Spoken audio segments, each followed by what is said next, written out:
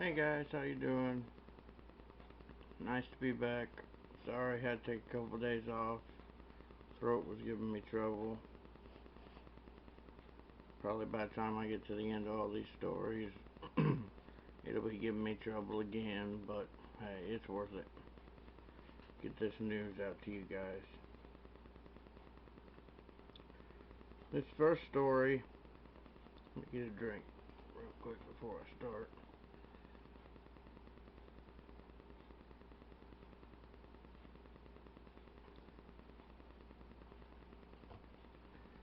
Epic battle rages on.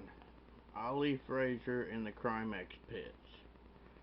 The battle raging between the bullion banks and the gold speculators is every bit as spectacular as the Ali Frazier fights of the 70s, say precious metals expert Michael Ballinger.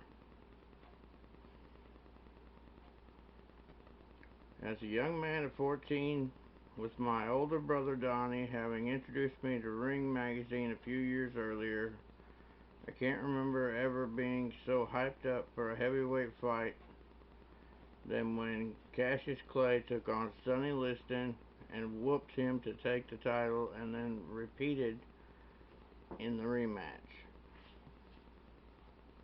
From that point onward, the hero of my youth, excluding Buddy Orr of course,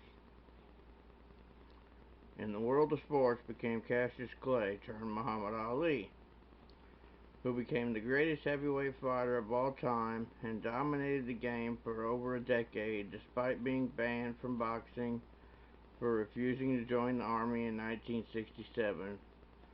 Ali was a big man standing over 6'4", but he moved with the fluidity, speed, and lethal grace of a jaguar.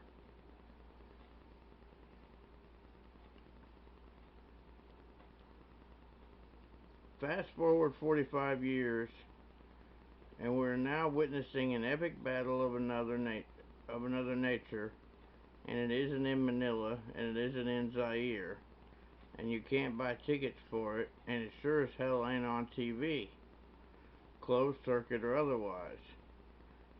But it's just as much a battle of the titans, and it's happening on the Crimex in good old Chicago, Illinois. In the red corner, wearing golden trunks, sits the champion, the bullion bank behemoth, complete with his entourage of lawyers, politicians, regulators, mainstream media type, all patting him on the back. And in the blue corner sits the large and small speculators with his band of supporters, including sound money advocates, free market believers, hard asset investors, pension funds, mutual funds, and small investors. They are now in the fifth round of a 12-round battle, with both fighters having been knocked to the canvas only to claw back up and launch counterattacks with ferocious intensity. I've never seen such a knockdown, drag 'em out slugfest in the Crimex Pits, probably since the very late 1970s, when the Hunt brothers cornered the silver market. By the way, the official record was that the Hunts tried to execute a corner on the silver futures market illegally, but the reality was that actually did corner the market, and they did it legally until the powers that be changed the laws just to save their banker buddies that had shorted the silver market against the Hunts and were just about toast. How about that? Congress comes in and saves their banker buddies.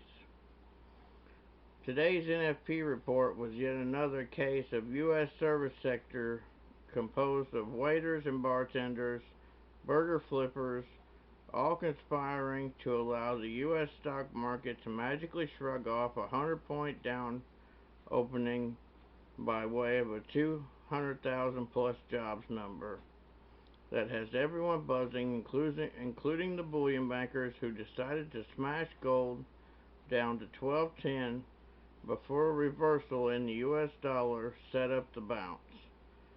The HUI has beaten back the raid beautifully and is actually getting up on the day, which reminds me of something that I wrote back in December.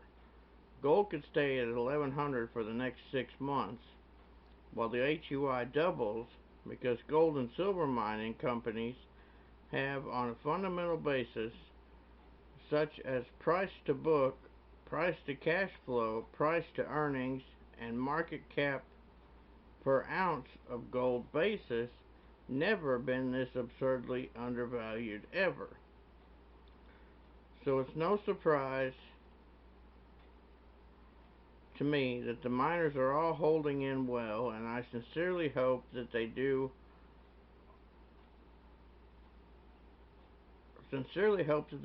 so. All the while gold gets tapped back to the sub 1190 level, where I will certainly be inclined to rethink my position. Now, the April 1 COT report. Read it and weep. Commercials have actually added to their aggregate short position, despite the fact that even as of last Tuesday's pit session close, with gold at around 1240, they continue to execute a full court press to the downside. Now with the HUI standing at just under 180, this is definitely going to be as an Ali Frazier of the utmost vintage, and like all great sporting battles, the manner in which both sides are carrying themselves is impressive, and I truly believe that no matter who emerges as the victor, the crowd will be on their feet with an ovation befitting the world-class champions. But if the bad guys win and the metals get smoked, my hedges will be immaterial, and my partners will be armed with a rolling pin while my dog chews on my slippers, which sure beats a woman with the 357 Magnum and the mutt chewing on my... never mind.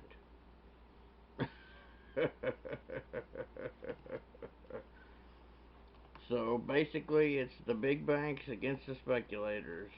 Speculators want gold to go higher. The big banks have got their short positions in, and we'll have to see who wins. Till next time, guys, keep stacking.